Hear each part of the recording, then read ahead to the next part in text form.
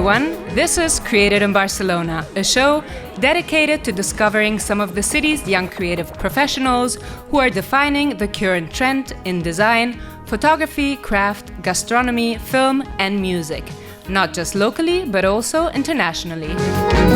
Today's protagonist is coffee impresario Marcos Bartolomé as our guest. If you're a lover of anything to do with coffee, and you've been to Barcelona, you've probably heard of Satan's Coffee Corner, the coffee shop that has helped locals understand and become a little bit more obsessed with one of the most popular beverages in the world.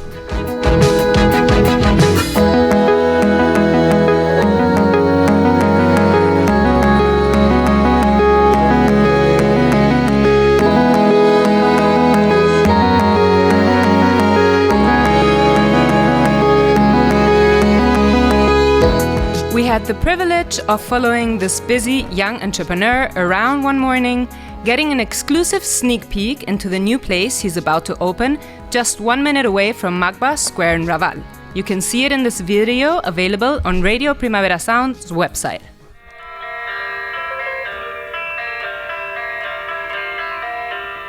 Created in Barcelona takes a closer look at the local artists who are changing the game. Young visionaries who keep the city's heart pulsing, drawing attention from the eyes of the world.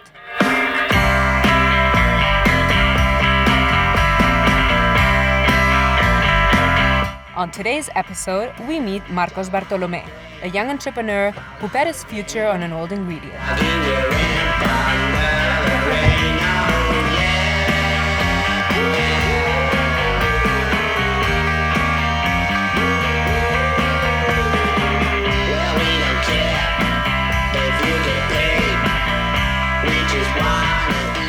Marcos. Hola.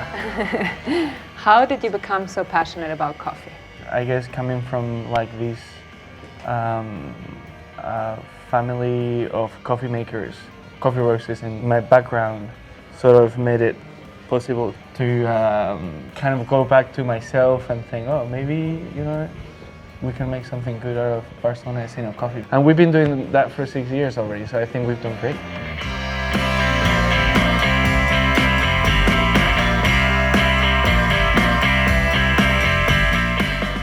You have a new project. Tell us a little bit about the space where you're going to build this. A really dear friend of mine, Stefano, came to me and proposed me something really stupid. You want to open something that's going to be extremely expensive, and no one has ever seen it, and it was never an actual coffee shop or a restaurant or nothing. We have to build it from the ground on. And I said yes, because obviously we're just stupid. And right after that conversation, we went to see the space. And it turns out that it was this church minister that lives in, or used to live, in that beautiful house in the middle of Raval. But when we came in there, it was relevant for us to not change the space too much, because the space is within the neighborhood and the neighbors will have to take it at some point. It has been since 1706. I think it's going to be one of those beautiful spaces that no one really expects, because no one really saw it before. It's very important that our presence in there is just like, okay, they managed to clean it up, and now we can use it, and now we can, enjoy it, disfrutarlo.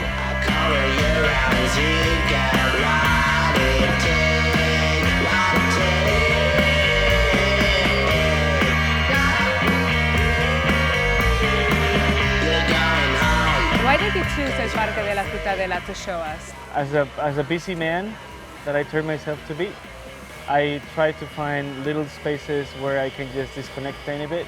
When I'm on my bicycle, if I'm going to point A to point B, I always find like these little spaces in my route. Again, you nourish from the sun and the nature that is here, and it's freaking beautiful. How does music affect your everyday life? If you don't have like an anchor to some reality that you want to create in yourself, you're fucked. And music sometimes is that kind of connection between me and how I move. How would you say does your approach to business differentiate from others before you? What I found is that when people think too much about stuff, it usually never happens. So it's like, okay, go. Probably that's the best message that I can give. Don't be scared. Just jump on it. Trying to not spend too much money though. Jump on it.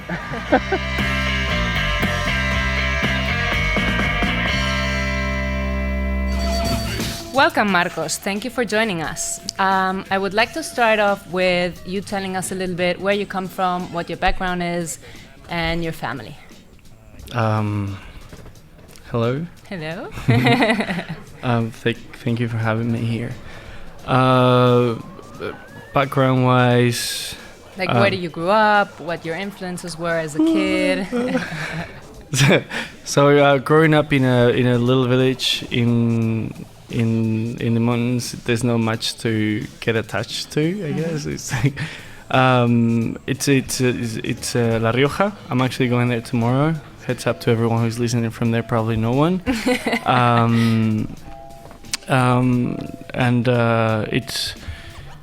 I don't know. It was really good. There's something that became apparent when growing in there is that you need to get out of it. So that's why I came here. Well, what made you feel like that? That you needed to get out of there? Didn't well, you see because when your there? best friend is 85 years old, okay, and you know, then you're like, oh, maybe you need that to. friendship is not gonna last long. Maybe. So yes, but I mean, it was probably studies and everything going out there, and well, things. I don't know how to express it, but sometimes you just feel like you have to go, and then you go, and then it's good, and then you find yourself in other places, and you feel better, and you end up being in Barcelona. It's been 11 years already here. Okay. 11, 9? I don't know. Like, it's a long time already. Every time I think of it, I question why I'm still here. But, yeah, like, we never knew when, or I never knew where that was going to. I guess that, well, there's a few things from my origins or where I'm from that makes me be like I am, but I think it will be really hard to explain, because resolution, you wake up and you do stuff. Yeah, what are the values that you got, like, that you had to learn in a place where your best friend is 85? No, I mean, those are like olden kind of values, so maybe that later. Yeah, maybe, like, I still haven't think too much about it. It's just something natural, like, it is what it is. But if I reflect a little bit right now, in 2 seconds, I would think that they are like, like, it's something that I actually tried to explain to a friend today. Is like, you wake up, you work, you try and make things happen, and at the end of the day you evaluate whatever the fuck you did, and then you wake up the next day. It's something that is a good motion, but it has very little thinking into it. So yeah, maybe it's more of like an agricultural thinking, like, there's something to do tomorrow and you have to do it. And that's what's gonna happen. So that's how I wake up every morning, I guess. And what made that push for you to leave La Rioja and come to Barcelona and start something related to coffee? Well, that wasn't the idea. Actually, when I left La Rioja, I was 17 and I left to London, thinking that, fuck it, London is gonna be great. But I actually got, it was it was really hard. Yeah, London is hard. So I was there, I was 17, and there was there was a lot of I worked every single day when I was there, but everything was shit. I didn't get much money of it. And I remember, maybe after the third week, I was like, okay, you need to save up enough money to come back. And it took me almost a year to get back. London is really expensive. And I don't know, and that was maybe. What jobs did you have there? I was putting walls. Okay. I was putting walls. I was a sommelier because I was from La Rioja, and that at the time, being from Rioja, they said it was fine with them, and they put me in there, and it was but many different little things, and then when I had a chance to come back here, I again trying to pursue what I wanted to do, which was being a photographer, and that was what I wanted to do right after coming to London, saying, okay, you don't have to work, you have to study a little more, and just go somewhere that you can afford and study photography. And that was in Huesca, so I spent like the next year in Huesca. Heads up to everyone who's in Huesca again. I'm sure there's a lot of people there listening to us right now. And Huesca was actually a really good city. The school there was fine. My photography education was going great, and I thought, let's go to Barcelona to the final year. Maybe there's some more opportunities in there, because this is like photography. I thought is a fucking hard business, and I'm sure there's photographers there, and they relationships and networking is probably the most. Barcelona's a great city for it's a great fashion city and photography. But then I finished my year in Barcelona, and the school turned out to be not as good as I thought, and I said fuck it. So I will go to do what I do the best, which is hospitality. So when I studied hospitality, so you studied after photography, you studied hospitality too? No, I didn't study anything. Okay. I just did hands into it. So I was like, okay, who's giving me jobs? And I took the jobs that they gave me and started doing hospitality. And long story short, make coffee, make business, make money, make another coffee shop. Yeah. But your family and coffee goes way back though, right? Yeah, well, they it's a funny story, because they're from La Rioja, and they have like a 100-year-old business.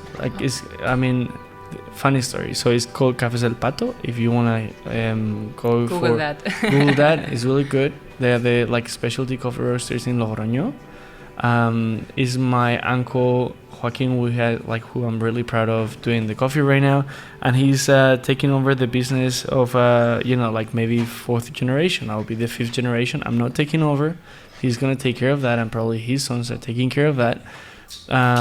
But growing in that environment, it's not that they made me thoughtful of coffee, but they really.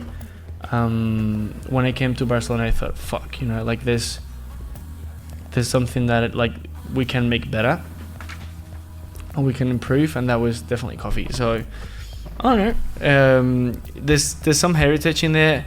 I wouldn't say that they taught me anything, but there was some values in there from my grandma saying something. But I think it's mainly from my father's sides, which he was a hotel manager, and my grandfather also was. So there's most of the hospitality thingy that I got in my blood comes from that root.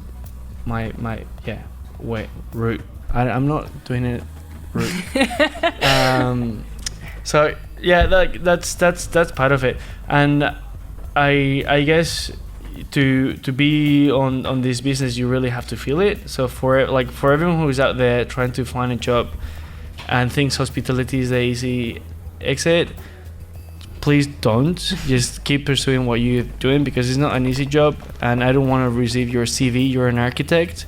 You need to be an architect. You don't need to be a waiter. I don't want you as a waiter, so please do not send me your CV.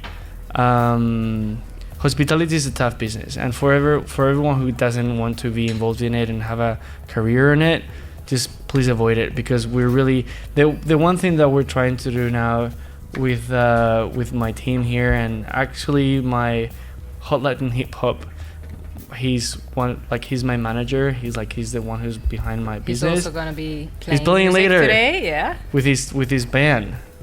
It's up to everyone here. So we actually talk way back about it. We need more professionals in the business, and it just happens every day. Please, everyone who's out there, there's business with there's a lot of jobs with our company, and we just want professionals. So please avoid sending CVs. That doesn't make sense. It will make me really happy. I'm whispering right now. Okay, so a minute ago you were like, make money, and one of the waste it later. Yeah. No, something that I find very interesting is the business side, the way that you approach everything with the business mentality, and I would love to know how Satan's took off, step by step, because you started really small in a little shop, and I'd love you to share a bit your story. Well, there was not much money in there. I save up a little bit and then I make a little coffee shop. So everything was illegal. So for everyone again out there who wants to make a business, just trying to make it illegal at the beginning and then try and legalize it later. But you had your first so I can understand. You had a small coffee shop inside another shop? Yeah. So this was thanks to Amy, who has right now a shop called Gray Street. That's in Peu de la Creu. I don't know which number. I don't remember. But so she helped me out. She gave me a hand by just letting me a little bit of a space in there to put a coffee machine. So because who like no one knew really like if my business idea will work. Like it wasn't even a business idea. It was just like, okay, let's make coffee. Let's make better coffee than the others, and let's see if everyone likes it. Because sometimes when you make things better, that doesn't that doesn't people necessarily. People can get scared and they intimidated. really get scared and maybe it doesn't work. Maybe they don't engage. Maybe I don't know. So like when I had that opportunity to make a little coffee corner in there, it's just as everything else. Like I mean, again, I'm stupid. I'm like, but okay, fuck it, really make it. Smart because it is not as smart. You had a target audience. If you were that night when we said like, oh yeah, let's make it happen, it wasn't a smart conversation, but somehow it worked out. But by being in somebody else's shop, you already had customers coming in. But that happened later. I don't know. Like it wasn't thought like that. But yeah, like if reflecting about it now, it's like, fuck, that guy is smart. But no, I guess it was just like, beam, let's make it, and we did make it, and a lot of it, like not a lot of effort, but like little by little, like people actually get aware about like, fuck, there's a quality change, and I can get better. And I can get, good coffee, and people were actually very interested. So it was after a few years that I thought maybe Barcelona is ready for something like this, and we opened our first coffee shop. Where was that? The one place that is right now, in the Gothic Quarter. I'm not gonna say the address because you just Google Satan's Coffee and Google will tell you where to go. The one we saw in the beautiful video? The one we saw in the video. So I just Google and go there. And, we opened that one. And it was okay at the beginning. It was a bit of a struggle because it's a hidden corner. But as soon as the word spread, beam, you got it. It's good. After a long, weird management as I do, things took off and everything was fine. And now we have a few other corners in Casa Bonai. Yeah, I live right next to it. Yeah, in a hotel and little projects. We even opened a fucking coffee shop in Tokyo. That's amazing. Who thought that? So talking about opening up in different cities, I know that here in Barcelona there's like a big controversy because of the permits, and I'd love to know your opinion. My point of view? I feel you have a very strong opinion I have a very strong opinion about permits here, and I'd love for you to compare your experiences outside of Barcelona. Do you think Barcelona is easy for young entrepreneurs? Is Tokyo easier? I have no idea. No, actually, sorry, my feet are too big. It's fine. You know what they say, big feet, big socks. So, no. Yeah, Barcelona is hard. Like, I think when we opened, I was 23 years old, 24 years old, and I was shocked to see that there was no one helping. I didn't. What do you mean no one helping? What? Meaning I don't know, maybe consulting or a little help, government help. I don't know. Yeah, sure. I don't know if I was expecting money or information or just both. Both would be good. Both would be good. Or a little pat in the back. Just pat. I don't know. Just go forward. But there was nothing like that. Heads up again to Barcelona Activa. You helped me quite a lot. No. So it's not an easy city. It's definitely not easy, especially these days. I understand the point of view of the city hall. I very much understand it, and I agree in many things that they're saying. I'm not going to say anything bad about it. It's just a tough city. I mean, the data that we have of Barcelona is one of the greatest growing cities in Europe at this point. that's hardcore. Yeah, like there's so many millions of tourists coming in. People want to invest. there's so much of They it. forbid Airbnb, right? Yeah, Kind of. well, Whatever. fuck it, Airbnb, multi-million company, Sure. coming from outside. I don't give a shit. But the fact is that like storefronts are not that easy to get. They're not cheap either, because now there's so much people coming in and out, and we're living in a world that is like we're paying Paris, but we're in Barcelona, and we have Barcelona as Spain salary. Can you compare it to other cities? No, because I didn't have time to go to other cities. But well, yes, actually. You said you opened something in Tokyo, so now I'm curious. No, but comparing to other cities is actually way easier. Like if you think about being the hardcore that it is in Barcelona, there's always an opportunity. So I tried and open in other cities, and we actually had like some consultancies abroad and everything. And to be fair, like it's Spain in general and Barcelona to be more specific, there's ways around things. Like you can actually open your business if you're smart. But you have to be really smart. You have to read all the books. You have to read all the documents that the city hall provide and everything. And if you have done so, then there will be something for you. Like there's always a business opportunity here. And again, as I said before, if there's nothing for you, just make it illegal. and just wait for the police to come, because they're not gonna come unless you're doing something extremely illegal, like opening, I don't know, like weed associations. No, they're not illegal now. No. But like, you know, if you're opening something like fucking crazy, like fireworks, and you have like a test place for fireworks right now here, that's not, sorry, my glass. So I don't know, like, but if just open and wait to be closed and see what happens. I think that's gonna be my next business idea. Open crazy businesses and just wait for people to come and say, hey, you're illegal, close down. Quick question. Go. Why Satan? Quick. Good breath. No, it's not a quick question. So I think my grandma started it. She was the one who's like... That's interesting. Yeah, that was pretty interesting, huh? She will call me Satanist as a joke, and everyone took over. Oh, so it's basically your name. Well, no, it's a nickname. It's not my name. Oh, it's your nickname. Yeah. Oh, that's interesting. Marcos Bartolomé. No, Satan. She would call me that. I wasn't the best when I was growing up, or I wasn't the best. Maybe you were just active. I was very active. Look at me. Yeah, I know. I'm shaking. I'm shaking right now. Like, you know, good kids are the ones that are quiet, and the bad kids are the ones that have energy and run around. Well, so. yeah, I guess it's like energy management. That was like the big thing probably for them. They didn't know how to.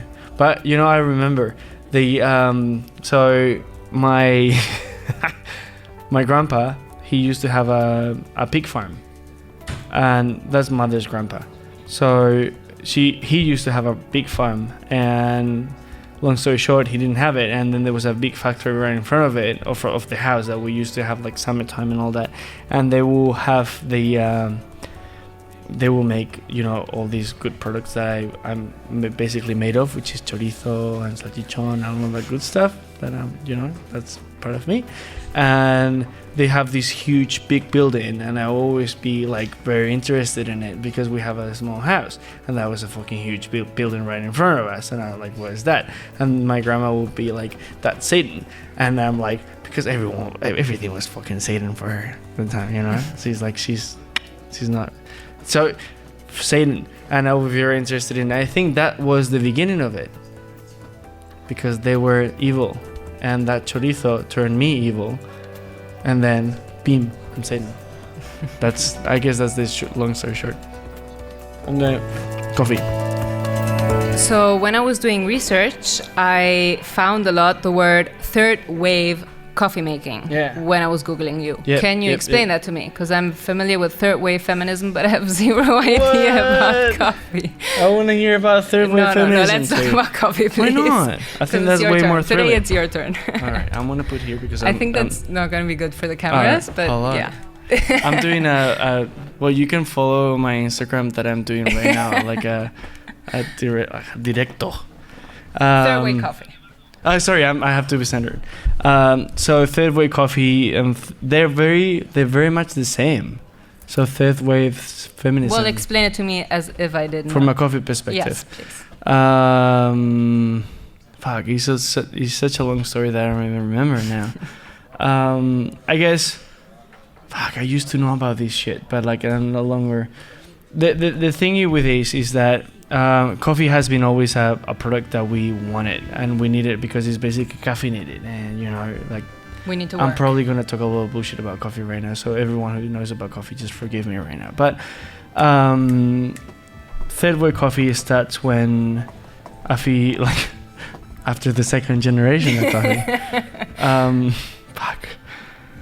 First generation is when I guess like commodity coffee that we had, or well, you don't remember that, but my family that has been roasting for a fucking 100 years, they started bringing coffee from abroad and just having here as, you know, very much like primary product. Like you will consume it just because I guess it gives you energy and all that. But back in the days, it was also like it was actually like something very premium. Fucking question caught me surprised. No, but wait, because I have an answer for that. So I just need to put my brains into it. But then I guess there was more culture around it and people wanted to evolve it and just not from that primary product and make it into a filter. And then beam espresso machines happened to appear. Woo! And then espresso machines happened to be more famous. And then American people wanted to take or to get a hand of them because they were to Italy and they say like, oh, presto, espresso, venga, vamos, or something like that in Italian. I don't speak Italian. Andiamo, bim. Focaccia, right? Coffee, cafe. Gelato? No, gelato. Yeah, we'll get to that in a minute. See, we'll get to that. And that was second generation. Second generation is owned basically by Starbucks. And they did a great job. I guess back in the 80s or even late 70s, they started in this place called Seattle. I had to make so they started in Seattle with another guy, well, not another guy, another company that's called something else, I don't remember, this is a long story.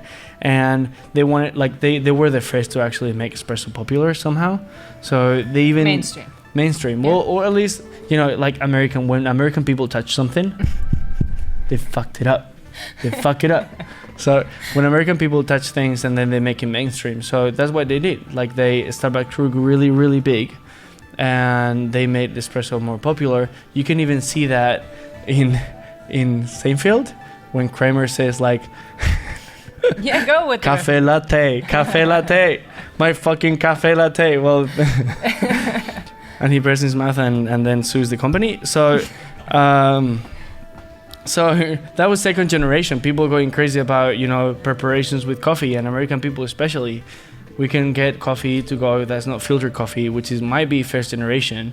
And then third generation, which is your question, is what follows, which is like, okay, we can make espresso fast, I guess, or like mainstream, but what if we actually source the coffee? What if we actually put a little bit of thought in making a good roast? Or what, instead of using the product as if it was like popcorn, we use it as something that's more specialty coffee. So that's how third generation happened. Like people put in a little more energy into it and thinking more of the product rather than the client. That doesn't exclude the client, because we haven't, and we want to have a good balance of both, but it's very much about the product. That's why we have Right Side Coffee, which is our main roaster, actually our only roaster ever since we started Satan, to take care of that. So Joaquin and Lara, what they do, which is they're our head roasters at Right Side, they source the coffee, they go to origin, they bring the coffee back, they roast it to the appropriate times and profiles that we need to do, and then beam, you have it in your cup of coffee. So it's just put in, you know, I guess it's the same leap of, you know, the same leap that like cuisine took in France when like they did the nouvelle cuisine, that when people had coffee and then became third generation. Like it's actually, I would put it in the same level of quality leap, because before nouvelle cuisine no one really knew what was a galette, and then being nouvelle cuisine and Bocuse was like, this is my galette, and then galettes happen and so this is my fucking espresso, and then espresso happened, right? Yeah. And I guess Barcelona had that thing, and Magnifico was doing that silently, and they were like, working on that progress on like trying to make people understand good coffee. But I guess they were not that young to appeal the young customers. So that was me, Beam, coming to Barcelona and making coffee the way Magnifico has been doing, but with the approach to young people. And they were like, oh, this is good coffee. We can drink coffee instead of drinking Red Bull. And they were like, Beam, good coffee. Third wave. That's what happened to me when I was doing the video, that I drank too many coffees and I left there like very awake. Yeah. But you have a new adventure coming up, right? The one that we see in the video. You have a new business with Stefano Colombo, who's a very successful and respected restaurant operator in Barcelona. If people knew him, he wouldn't say about like... Don't say that. Tell us about how that partnership began. So Stefano and I met, I guess, in 2012, and ever since we met, we were like, okay, we need to make something together. And that opportunity never came until, probably last year. So he gave me a call, and I was very surprised, and like, I have a business opportunity that's not a business opportunity, and we need to open this thing, and yeah. So, what are you saying?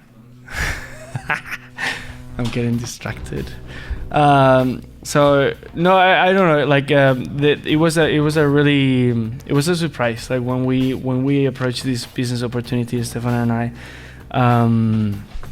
we didn't really know what was going on. But apparently, after a little bit of thinking, we got into what is now a reality. So we're opening next week.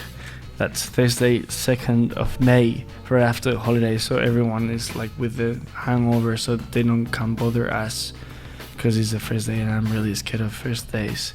And it's a huge garden, as you saw in the video. I can't wait to be there. I can't wait for the world to see it. I can't wait to be there either. And I can wait to serve my first little beer in there. Well, there was a lot of people on San Jordi because we opened, it's right next to the bookstore. So in San Jordi, as you know, big day for books, big day for here, Barcelona. And there was about, I don't know, maybe 3,000 people enjoying that place and wrecking it up. And then I have to clean, and I have to take a week to clean it. And that's going to happen about in a week. So, crazy story, huge space, right? Huge space. And just like the wall, so huge space, and we said, look, too big, we need to make something out of it. So the garden will be just for the book, so for the restaurant and the bar, and then there's another space that's hidden, but it's actually not hidden because it's right in front of Elizabeth's number 6, and that's my little secret or like my little treasure, which is a business that I'm gonna start with Manuela, who's like it used to be my head baker, but now is my associate in here, and she will be the best ice cream maker in the city. Ice cream. I'm very excited about this ice cream. You know what they said? Ice cream, right? 1 minute in your mouth, your whole life in your hips. Yeah, I know that one. So just think of it every time you take a scoop in. No, I want to enjoy the ice cream. So that's happening next week. Thursday, Jueves. Let everybody know. 2nd. And or now 3rd. I don't know if we're late. I don't know if I'm going to be late, but next week, surely. Great. I hope everybody goes there. It's going to be very and by the way, and also, amazing. Before you continue on that, we open in night times at Satan's, something that never happened before, and we're serving Japanese food. Amazing. With Ken, because Ken wants to make Japanese food. Surprises nobody because it's from Japan. Japanese, yeah. He's Japanese. He's making crazy food, crazy drinks. We're serving Whiskey Dick, which is our best whiskey in town, and we're making good food. You gotta invite me to that. Yeah, well, you're invited, and everyone else. Thank you. Please come night times, Thursdays to Saturdays. Thank you, Marcus, 2 in the so morning. much. We are gonna listen to your friends from Hot Latin Hip Hop. 1, 2, 3, 4.